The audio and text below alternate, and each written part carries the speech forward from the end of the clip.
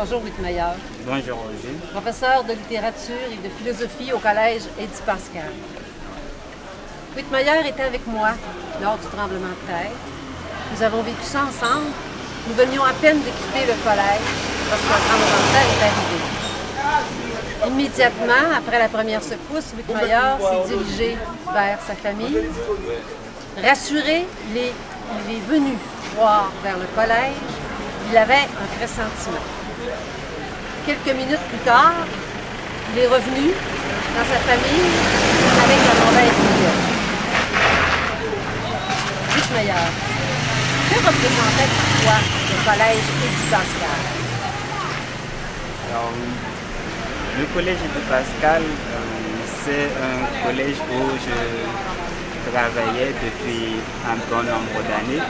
Alors, c'est que M. Eddy, qui est le directeur, n'est pas seulement le directeur du collège, mais aussi c'est un ami de la famille.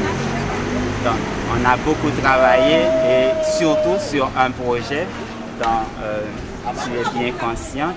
Alors, c'est sur la construction des savoirs. Alors, on travaillait pour réaliser ce projet qui visait à donner plus d'indépendance aux élèves. Parce qu'on a pu constater qu'en Haïti, l'école enseignait beaucoup plus les élèves la dépendance. On voulait que les élèves réfléchissent, les élèves posent des questions, les élèves se responsabilisent.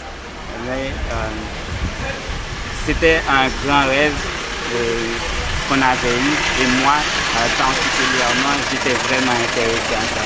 Mais aujourd'hui, en un laps de temps, c'est comme si c'est un rêve qui s'est dissipé.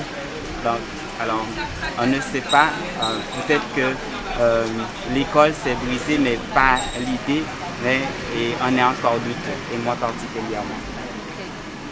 3 jours maintenant se sont passés. Où en es-tu après 3 jours? C'est difficile de dire parce que effectivement il y a 3 jours, on dit que souvent que le temps atténue les peines, mais sauf qu'il y a toujours des répliques. Mais à chaque réplique, on a toujours tendance que ça va revenir et on pense encore que c'est vraiment difficile de l'accepter et avec l'idée que l'école s'est brisée et qu'on ne va plus continuer à travailler. Donc, chaque soir, c'est toujours un cauchemar pour moi particulièrement de ne plus voir mes enseignants, de ne plus être dans une salle de classe. C'est encore difficile à accepter. Et encore sous le choc. Ah ouais.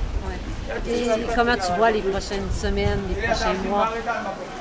Et ça s'annonce vraiment difficile parce que avec l'insécurité qui vient surtout avec un manque de nourriture et le peu d'argent qu'on avait chez soi qui commence à se terminer. Donc, c'est que les gens ont vraiment faim, ils n'ont pas d'eau.